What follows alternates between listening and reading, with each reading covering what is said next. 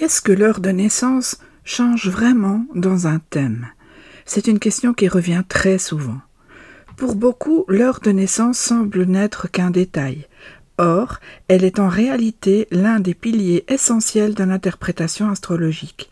Voici donc un épisode pour y répondre de façon claire. L'heure de naissance, c'est le point de départ d'un thème natal véritablement personnalisé. Si vous ne la connaissez pas, vous pouvez bien sûr obtenir votre signe solaire, voire votre signe lunaire approximatif. Mais dès qu'il s'agit d'entrer dans les détails, tout devient flou. C'est elle qui permet de dresser la carte exacte du ciel au moment de votre première respiration. Et cette carte ne change pas seulement en fonction de la date, mais aussi en fonction du lieu et de l'instant précis de votre venue au monde. Pourquoi est-ce si important ? Parce que l'heure détermine deux choses fondamentales. D'abord, votre ascendant. Ensuite, la disposition des maisons astrologiques. Ces deux éléments structurent votre manière de vivre, les énergies des planètes et des signes. Deux personnes nées le même jour dans le même pays, mais à plusieurs heures d'intervalle, peuvent avoir des tempéraments et des parcours très différents, justement parce que leur ascendant et la structure de leur maison ne seront pas les mêmes. Prenons l'exemple d'une personne née le 15 avril 1990. Si elle est née à 4 heures du matin, son ascendant peut être Poisson. Si elle est née à 14 heures, elle peut être ascendant Vierge. Cela change tout. Dans le premier cas, elle aura peut-être une sensibilité artistique, intuitive, une forme de souplesse dans les relations. Dans le second, une précision analytique, une exigence personnelle, un besoin d'organisation beaucoup plus marqué. Le soleil est toujours en bélier, bien sûr, mais il ne s'exprimera pas de la même manière.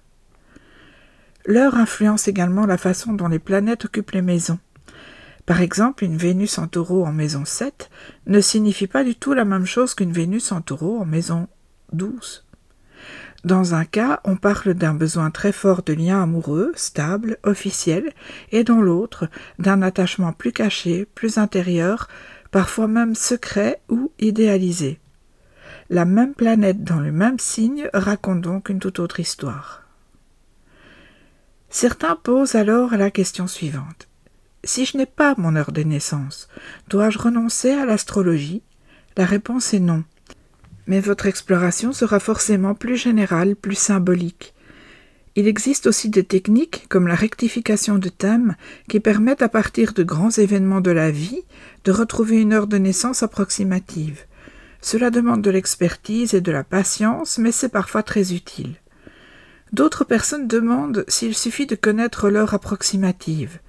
Là encore, tout dépend de la marge d'erreur. L'ascendant change environ toutes les 2 heures. Parfois, une différence de 20 minutes suffit à basculer d'un signe à un autre, ou à déplacer les maisons. Mieux vaut donc, si c'est possible, vous renseigner auprès de votre mairie du lieu de naissance. En France, l'heure figure sur l'acte de naissance, ce qui n'est pas le cas dans tous les pays. Enfin, il faut rappeler que l'astrologie ne donne pas des vérités immuables, mais des indications. Même avec une heure de naissance imprécise, on peut tirer du sens d'un thème. Mais pour aller dans la finesse, pour comprendre les tensions intimes, les ressources profondes, les défis personnels, l'heure devient précieuse. Elle dessine le cadre à l'intérieur duquel vos énergies vont se déployer. En résumé, connaître votre heure de naissance permet de découvrir votre ascendant, de comprendre la structure de vos maisons et de rendre votre thème plus précis, plus vivant, plus parlant. Ce n'est pas un détail, c'est une clé. À bientôt pour un prochain épisode.